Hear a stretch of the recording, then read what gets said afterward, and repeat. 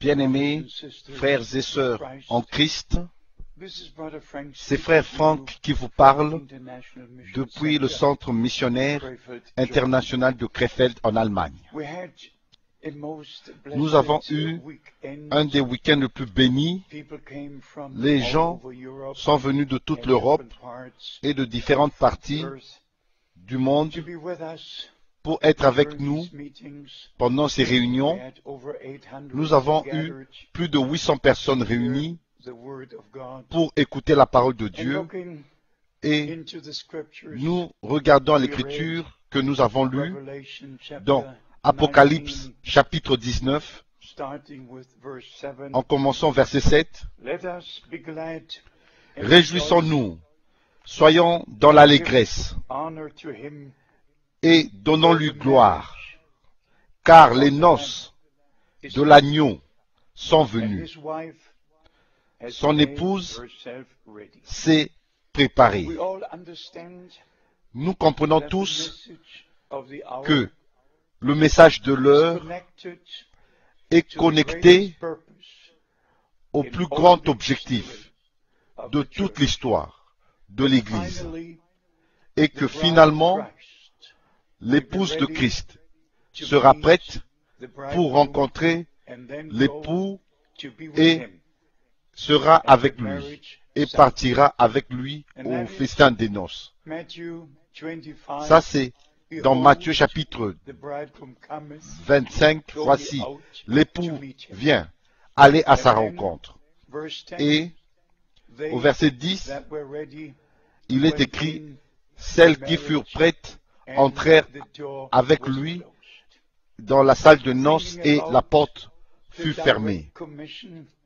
Et nous pensons à la commission directe que frère Branham avait reçue, comme Jean-Baptiste fut envoyé comme précurseur lors de la première venue de Christ. Le message qui t'a été donné précédera la seconde venue de Christ. Je crois que vous tous, vous savez que j'étais en contact avec frère Branham pendant 10 ans. J'étais dans ces réunions en Europe et aux États-Unis. Je connaissais son ministère. Je suis un témoin oculaire. Je suis un témoin qui a entendu ce que Dieu a fait dans notre temps. J'ai même fait le voyage à Washington avec ses yeux. J'ai vu la photo dans la galerie des arts, parce que frère Branham avait dit que cette photo est accrochée là-bas à Washington. J'ai vu l'endroit, j'ai pris cette photo avec ses mains. J'ai vu avec mes propres yeux. Je crois au ministère de William Branham. Je crois qu'il était le prophète qui était promis dans Malachie chapitre 4, qui devait venir avant que vienne le jour terrible et redoutable du Seigneur, avant que le soleil se change en ténèbres et la lune en sang. Ce qui m'afflige, c'est toutes ces explications et ces interprétations, ces égarements qu'on trouve dans le message de l'heure. Le respect envers la parole de Dieu semble avoir quitté les gens. Et croyez-moi, ou croyez Dieu, il y a une meilleure expression, si je peux dire, si nous allons dans 1 Jean chapitre 4, un vrai homme de Dieu doit avoir la véritable parole de Dieu. Si ce n'est pas le cas, ce n'est pas un homme de Dieu. Dans 1 Jean chapitre 4, au verset 6, nous lisons, nous sommes de Dieu. Ce n'est pas de la prétention. Il y avait un appel divin. une commission divine, une responsabilité divine.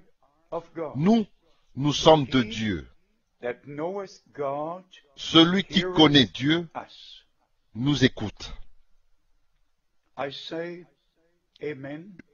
Je dis Amen à cela.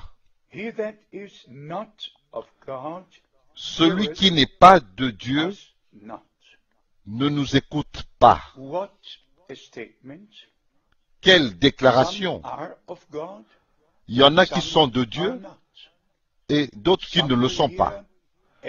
Certains vont entendre et croire et d'autres vont entendre et ne vont pas croire.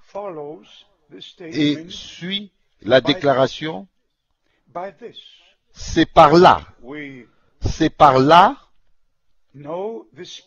que nous connaissons l'esprit de la vérité et l'esprit de l'erreur. L'esprit de la vérité conduit dans la parole de la vérité et glorifie Jésus-Christ. L'esprit de l'erreur, de la séduction, glorifie l'homme, abandonne la parole de Dieu et continue, avance dans plusieurs interprétations. Et chers amis, ceci n'est pas ma décision. C'est ce que Dieu a décidé avant la fondation du monde, que chaque vrai homme de Dieu,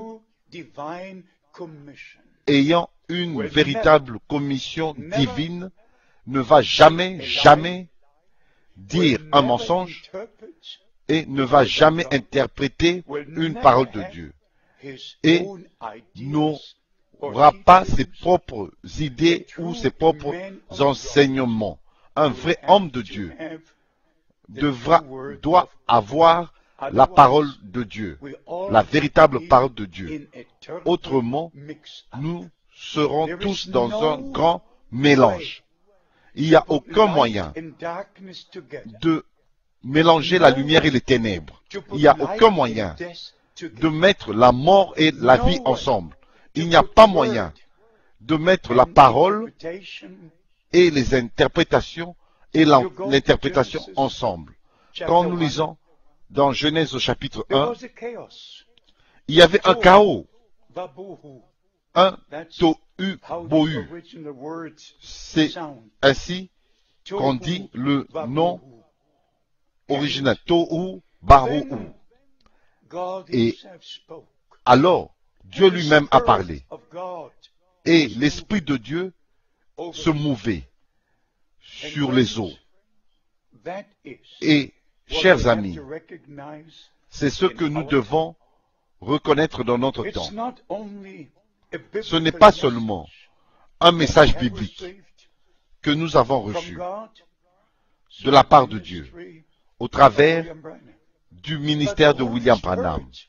Mais le Saint-Esprit doit se mouvoir, doit être sur nous.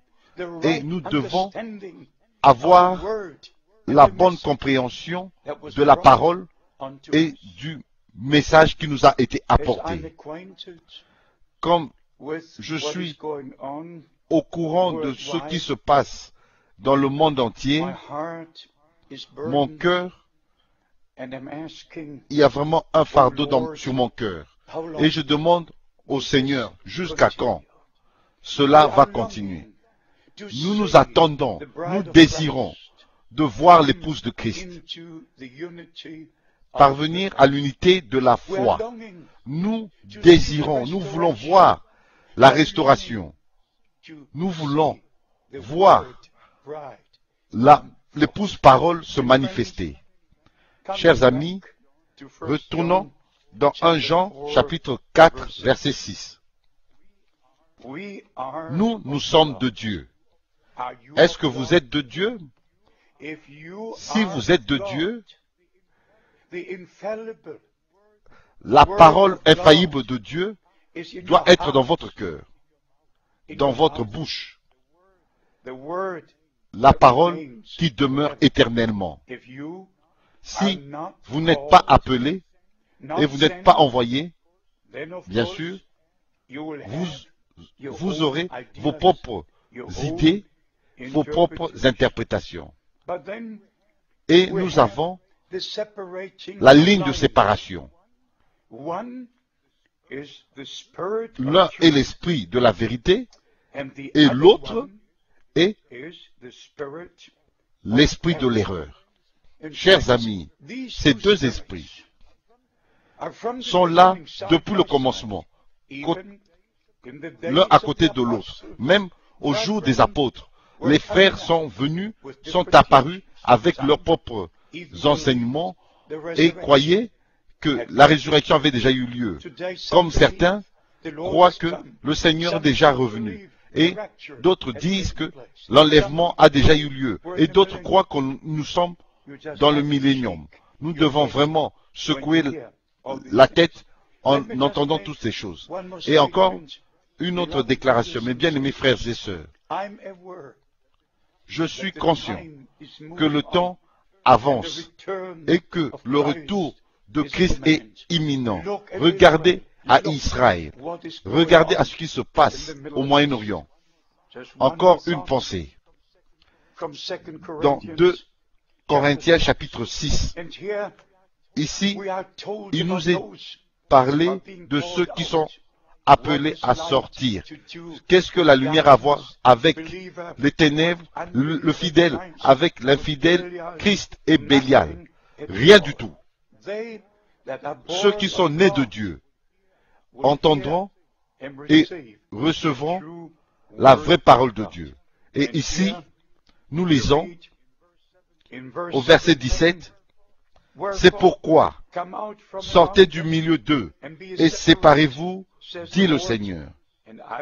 Je vous accueillerai. Je serai pour vous un père et vous serez pour moi des fils et des filles. Chers amis, il y a beaucoup de choses qui peuvent être dites. Nous allons résumer. Le retour de Christ est imminent. Dieu a envoyé un messager avec le dernier message. L'appel à sortir est en train d'avoir lieu maintenant. Et la restauration est en train d'avoir lieu maintenant. Et je m'attends à voir l'objectif même accompli du ministère que Dieu a envoyé en notre temps. Je ferai ma part aussi longtemps que Dieu me le permet et qu'il est avec moi. Que Dieu vous bénisse et qu'il soit avec vous. Restez dans la parole, restez avec la parole et Dieu sera avec vous. Dans le saint nom de Jésus. Amen.